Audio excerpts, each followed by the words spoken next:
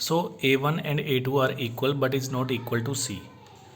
और अगर हम इसके एंगल देखें then alpha is equal to beta is equal to gamma is equal to 90 degree, जो हम लोग पहले ही डिस्कस कर चुके हैं।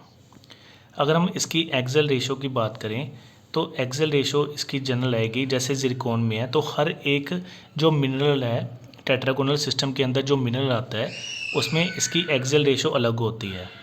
जैसे A1 और A2 तो सेम आएंगे क्योंकि they are of same length, but C जो है वो अलग आएगा, वो छोटा भी हो सकता है और बड़ा भी।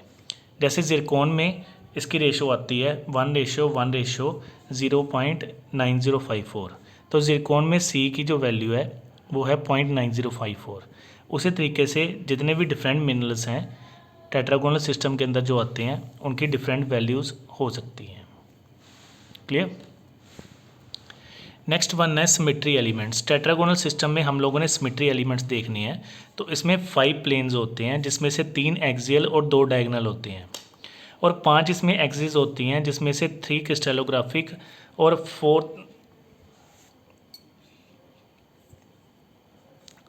जो हैं वो फेसेस और एजेस पे होती हैं। और मेन बात इसमें होती है कि इसमें सेंटर ऑफ सिमेट्री प्रेजेंट होती है। सेंटर ऑफ सिमेट्री का मतलब होता है कि जैसे ये हमारे पास ज़िरकॉन क्रिस्टल है, तो अगर मैं इसको सेंटर से काटता हूँ तो सेंटर से काटने पे जो लेफ़्ट साइड है और राइट साइड है वो दोनों आपस में सेम होंगी। मतलब अगर सेंटर ऑफ सिमेट्री का मतलब होता है जैसे ये पेंसिल है, अगर मैं इसको सेंटर से काटूंगा तो अगर लेफ़्ट साइड और राइट साइड दोनों इक्वल हों तो उसको हम लोग सेंटर ऑफ सिमेट्री कहते हैं। तो जो टेट्रागोनल सिस्टम के अंदर जितने भी क्रिस्टल्स आते हैं, जैसे ज़िरकॉन है तो ये लकड़ी का ज़िरकॉन बताया हुआ है हमें, ठीक है। ये देखिए ये लकड़ी का ज़िरकॉन है जिसमें अगर हम इसको सेंटर से काटते हैं तो सेंटर से काटने पे इसका जो लेफ़्ट हाफ है और राइट हाफ ये दोनों आपस में इक्वल होते हैं, तो इसलिए हम कहते हैं कि सेंटर ऑफ सिमेट्री इसमें प्रेजेंट है। क्लियर। अब यहाँ से लाइन देखिए, you will find out that along this axis the crystal can be divided into 2 equal halves which are mirror image of each other। अगर हम इसको सेंटर से काटते हैं तो इसके 2 इक्वल हाफ बन जाएंगे जो कि एक दूसरे के मिरर इमेज होंगे। उसके बाद कहता है कि अगर हम इस डायग्राम की तरफ देखें तो अगर हम इस क्रिस्टल को इस तरीके से होल्ड करें, जैसे फिगर में हमें बताया हुआ है कि अगर हम लोग इसको इस तरीके से होल्ड करें तो हमें इसमें 3 एक्सिस मिलती हैं, ठीक है। और हम लोग अगर क्रिस्टल को 360 डिग्री एंगल रोटेट करवाएं तो हमें 4 फोल्ड सिमेट्री की 3 एक्सिस मिल जाएंगी, ठीक है। तो यही इस सिस्टम का एक इम्पोर्टेंट पार्ट है। अब मेन पार्ट करते हैं इसके फॉर्म्स की, कि इसकी कौन कौन सी फॉर्म्स होती हैं। इसकी 2 तरह की फॉर्म्स होती हैं, एक बेसल पिनाकोड और एक tetragonal prism of second order. सबसे पहले मैं आपको पैराग्राफ बाय पैराग्राफ समझाता हूँ कि ये होता क्या है। बेसल पिनाकोड ये एक ओपन फॉर्म होती है 2 रेक्टेंगुलर फेसेस की। अगर हम 2 रेक्टेंगुलर फेसेस को ज्वाइन करें तो उसकी ओपन फॉर्म को हम लोग नाम देते हैं बेसल पिनाकोड। इसमें हर एक फेस जो है, इसमें ओपनली नहीं बताया हुआ बेसल पिनाकोड, इसमें हर एक फेस जो है उसको हम लोग वर्टिकल एक्सिस से कट करते हैं, मतलब इस तरीके से वर्टिकल एक्सिस से कट करते हैं। और जो वर्टिकल एक्सिस से हम लोग कट करते हैं वो हॉरिजॉन्टल एक्सिस के पैरेलल होगा। मतलब हम लोग इसको इस तरीके से कट करेंगे इसके वर्टिकल एक्सिस को कि इसका जो बाकी हिस्सा है वो दोनों हॉरिजॉन्टल एक्सिस के पैरेलल है, ठीक है। अगर हम लोग इसके tetragonal prism of second order की बात करें तो ये 4 रेक्टेंगुलर फेसेस का कॉम्बिनेशन होता है। अब यहाँ पे देखिए जो बेसल पिनाकोड है वो ये वाला है, ये ऊपर वाला और ये नीचे वाला, ये दोनों है बेसल पिनाकोड, ठीक है। ये 2 ओपन फॉर्म है 2 रेक्टेंगुलर फेसेस की, 2 रेक्टेंगल को मिला के नहीं, 2 रेक्टेंगुलर फेसेस, एक रेक्टेंगल, ये पूरे का पूरा एक रेक्टेंगल है। फॉर एग्जांपल ये पूरे का पूरा एक रेक्टेंगल है, ठीक है। इसमें 6 फेजेस हैं, 1 2 3 4, आगे वाली 5 और पीछे वाली 6, ठीक है। इसमें जो ऊपर और नीचे वाली रेक्टेंगुलर फेस है उसको हम नाम देते हैं बेसल पिनाकोड, ठीक है। और बाकी जो 4 हैं, ये वाली 2 आगे और पीछे, ये 4 जो हैं ये हैं tetragonal prism of second order. अब देखिए हमने इसमें बात करनी है दो तरह के प्रिज्म्स की, इसको ध्यान से समझना। दो तरह के प्रिज्म्स होते हैं टेट्रागोनल सिस्टम में। पहला प्रिज्म होता है prism of first order. Prism of first order जो है वो चार फेसेस जो आपस में पैरेलल हैं उससे बनता है। अब यहाँ पे देखिए चार फेसेस जो आपस में पैरेलल हैं, दैट इज़ 1 2 3 एंड 4। और ये चार फेसेस जो होंगे वो कौन से होंगे, which is parallel to the vertical axis. अब ध्यान से देखिए वर्टिकल एक्सिस क्या होता है, ये वाला, इसको हम लोग वर्टिकल एक्सिस कहते हैं। तो इसके पैरेलल कौन कौन से फेज हो सकते हैं, ये दो और ये आगे और पीछे वाले दो। तो ये चार फेसेस जो हैं ये वर्टिकल एक्सिस को इंडिकेट करते हैं। और प्रिज्म ऑफ सेकंड ऑर्डर जो है ये भी चार फेसेस को इंडिकेट करता है, वो चार फेसेस जो वर्टिकल एक्सिस के पैरेलल हैं और जो हॉरिजॉन्टल एक्सिस के भी पैरेलल हैं। अब हॉरिजॉन्टल एक्सिस कौन सा हो गया, ये वाला। तो इसमें दो आ जाएंगे ये वाले, दो आ जाएंगे वो जो हॉरिजॉन्टल फेस को रिप्रेजेंट करते हैं जैसे ये वाले और ये वाले, और चार आ जाएंगे वो जो वर्टिकल फेस को रिप्रेजेंट करते हैं। मतलब सारे के सारे फेसेस इसमें इंक्लूड हो जाएंगे। तो जो फर्स्ट ऑर्डर का प्रिज्म है उसमें सिर्फ चार तरह के सिमिलर फेसेस होंगे जो पैरेलल है वर्टिकल एक्सिस के, दैट इज़ फर्स्ट, सेकंड, ये आगे वाला और पीछे वाला। जबकि जो सेकंड ऑर्डर है उसमें छयों के छयों फेसेस जो हैं वो इंक्लूड होंगे। क्लियर, ये देख लो आप।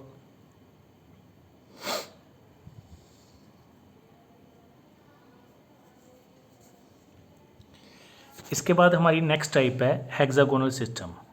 हेक्सागोनल सिस्टम में भी हम लोग एक्सियल एंगल और एक्सियल लेंथ की बात करते हैं। हेक्सागोनल सिस्टम में हमें सबसे ज़्यादा सिमेट्री मिलती है और इसमें 12 क्लासेस होती हैं सिमेट्री की। इसमें अगर हम एग्जांपल की बात करें तो इसकी एग्जांपल है बेरिल। इसके अलावा इसमें दूसरे मिनरल्स भी प्रेजेंट होते हैं। ये दूसरे मिनरल्स में भी हेक्सागोनल सिस्टम होता है, जैसे एपेटाइट, पायरोटाइट, कैल्सीलाइट। तो ये सारे जो मिनरल्स हैं इनके अंदर हेक्सागोनल सिस्टम प्रेजेंट होता है। अगर हम हेक्सागोनल सिस्टम की बात करें तो ये हेक्सागोनल सिस्टम का एक डायग्राम है जिसको हम लोग क्रिस्टलोग्राफिक एक्सिस कहते हैं। अब देखिए ये जो क्रिस्टलोग्राफिक एक्सिस है इसमें हमारे पास 4 क्रिस्टलोग्राफिक एक्सिस हैं। ये फर्स्ट वाली, ये सेकंड वाली, ये थर्ड वाली और ये फोर्थ वाली। इसमें 4 क्रिस्टलोग्राफिक एक्सिस हैं हमारे पास, ठीक है। 4 लाइंस आपको दिख रही हैं जो कट हो रही हैं, जिनमें से 3 जो हैं वो हॉरिजॉन्टल हैं। हॉरिजॉन्टल कौन कौन सी हैं मैं यहाँ पे क्लियर करके बता देता हूँ।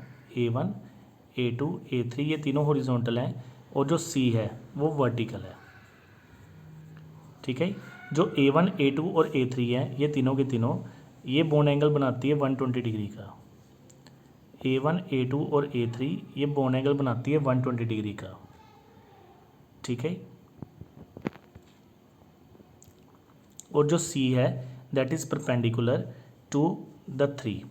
मतलब जो C एक्सिस है हमारी वो A1, A2 और A3 तीनों के परपेंडिकुलर है। इसमें हमें दोनों एंड्स दिख रहे हैं, पॉजिटिव भी और नेगेटिव भी। जैसे ये A3 का पॉजिटिव है, ये नेगेटिव है। ये A2 का नेगेटिव है, ये पॉजिटिव है। ये A1 का पॉजिटिव है, ये नेगेटिव है। ये C का पॉजिटिव है, ये नेगेटिव है। अगर हम इसकी एक्सियल रेशो की बात करें तो सेम इसमें एक्सियल रेशो डिफरेंट आएगी C की लेंथ ज़्यादा भी हो सकती है और कम भी हो सकती है। तो जैसे A1, A2, A3 और C की बात करें तो A1, A2, A3 की रेशो सेम है जबकि C की रेशो डिफरेंट है। और हर एक मिनरल के अंदर जो C की रेशो होगी वो डिफरेंट होगी। क्लियर। अगर हम वुडन ब्लॉक की बात करें तो वुडन ब्लॉक की फॉर्म में जो बेरिल क्रिस्टल है उसकी ये शेप होती है जिसको होल्ड किया हुआ है। इसके अगर हम लोग सिमेट्री एलिमेंट्स की बात करें तो इसमें 7 प्लेन्स होते हैं और 7 एक्सिस होती है और इसके अंदर भी सेंटर ऑफ सिमेट्री प्रेजेंट होती है। जैसे आप देखोगे अगर आप इसको यहाँ से कट करते हो सेंटर से, तो सेंटर से कट करने पे इसके 2 हाफ्स बनते हैं जो इक्वल होते हैं। अब ये डायग्राम देखिए बेरिल क्रिस्टल की, जिसमें ये बताया हुआ है कि अगर हम इस क्रिस्टल को रोटेट करते हैं, अगर इसका ये जो C वाला हिस्सा है, ये आपको पता है ये C वाला हिस्सा है, अगर हम इस C वाले हिस्से को रोटेट करते हैं तो हम ये देखते हैं कि ये 6 बार रिपीट होगा। मतलब 6 टाइम्स ये रिपीट होगा मतलब आराम से अगर इसको रिपीट करते जाएं, एक एक हिस्से को घुमाते जाएं, तो ये 6 टाइम रिपीट होगा। It means they are having 6 fold of symmetry, या 6 फोल्ड ऑफ रोटेशन भी कहते हैं इसको, 6 फोल्ड एक्सिस ऑफ रोटेशन। इस डायग्राम में हमें बताया हुआ है कि इसके 7 प्लेन्स हमें दिखाए हुए हैं।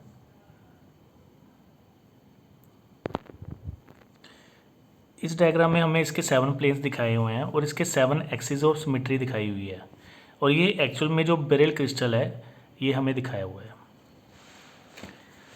अब इसकी फॉर्म्स की बात करें तो इसकी भी 2 फॉर्म्स होती हैं, एक बेसल पिनाकोड और एक हेक्सागोनल प्रिज्म। इसकी जो फर्स्ट फॉर्म है बेसल पिनाकोड, वो एक ओपन फॉर्म होती है 2 फेसेस की। सिंपली मैं बता दूं बेसल पिनाकोड कौन सी है, ये ऊपर वाली और ये नीचे वाली। ये जो दोनों फॉर्म्स हैं ये वर्टिकल एक्सिस को कट कर रही हैं। जैसे ये ऊपर वाली फॉर्म वर्टिकल एक्सिस को कट कर रही है, ये नीचे वाली फॉर्म जो है वो वर्टिकल एक्सिस को कट कर रही है। और ये जो दोनों बेसल पिनाकोड की फॉर्म्स हैं ये हॉरिजॉन्टल एक्सिस के पैरेलल होती हैं, they are parallel to the horizontal axis. Second जो इसकी टाइप है हेक्सागोनल प्रिज्म, इसके अंदर 6 फेजेस होते हैं, 1 2 3 4 5 6। इसके अंदर 6 फेजेस होते हैं और ये 6 के 6 फेसेस जो हैं वो वर्टिकल एक्सिस के पैरेलल होते हैं। क्योंकि आप देख सकते हो कि ये जो 6 फेसेस हैं जिस पे मैं लाइंस लगा रहा हूँ, ये 6 फेसेस जो हैं ये वर्टिकल एक्सिस के पैरेलल हैं, और ये जो फेसेस हैं ये हॉरिजॉन्टल एक्सिस को कहीं ना कहीं कट कर रहे हैं। जो बेसल पिनाकोड था वो हॉरिजॉन्टल एक्सिस को कट नहीं कर सकता है क्योंकि वो वर्टिकल एक्सिस के साथ में था, उसको कट कर रहा था। जबकि जो बाकी हेक्सागोनल प्रिज्म के 6 फेजेस हैं वो हॉरिजॉन्टल एक्सिस को कट कर रहे हैं क्योंकि वो हॉरिजॉन्टल एक्सिस के साथ में है, वो वर्टिकल एक्सिस के पैरेलल हैं। क्लियर। नेक्स्ट टाइप है हमारी ट्राइगोनल सिस्टम। ट्राइगोनल सिस्टम में हम लोग क्रिस्टलोग्राफिक एक्सिस, एक्सियल एंगल और सिमेट्री सिस्टम देखेंगे, वही चीज़ जो हम लोग हर एक सिस्टम में देख रहे हैं। इसकी एग्जांपल है कैल्साइट। कैल्साइट इसकी जनरल एग्जांपल है। इसके अलावा ट्राइगोनल सिस्टम में आते हैं क्वार्ट्स, कोरंडम, डोलोमाइट। ये सारे मिनरल्स जो हैं वो ट्राइगोनल सिस्टम में आते हैं। जैसे बाकियों में है इसमें भी सेम 4 हमारे पास 4 एक्सिस हैं। आप लोग देख सकते हो कि इसमें A1, A2, A3 और C 4 तरह की एक्सिस होती हैं, जिसमें ये जो A1, A2 और A3 हैं they making an angle of 120 degree.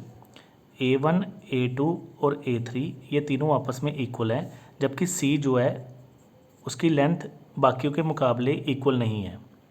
इसमें भी हम लोग 2 तरीके के एंड्स दे सकते हैं, पॉजिटिव और नेगेटिव। जैसे पॉजिटिव A3 है, ये नेगेटिव A3, ये positive A1, negative A1, negative A2, positive A2। तो इसमें हमें 2 तरह के एंड्स दिखते हैं। इस एक्सिस में 2 तरह के एंड्स हैं, पॉजिटिव और नेगेटिव, जिसमें A1, A2 और A3 आपस में इक्वल लेंथ है इनका बोन एंगल 120 डिग्री है, जबकि जो C एक्सिस है उसकी लेंथ बाकियों के बराबर नहीं है। तो उसके कारण अगर हम इसकी एक्सियल लेंथ की बात करें, then A1 is equal to A2 is equal to A3 which is not equal to C, and the angle alpha and beta is equal to 90 degree but the gamma is equal to 120 degree. क्योंकि जो C axis है उसकी bond length change होने के कारण इसका gamma का bone angle change हो जाता है, दैट इज़ 120 डिग्री। क्लियर।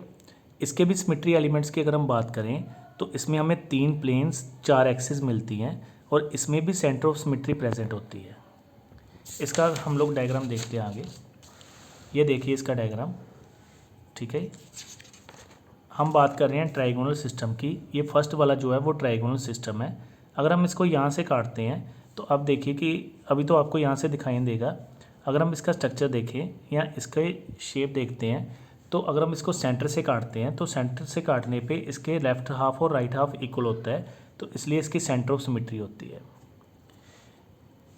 अगर हम इसकी फॉर्म्स की बात करें ट्राइगोनल सिस्टम की तो इसकी 4 फॉर्म्स है।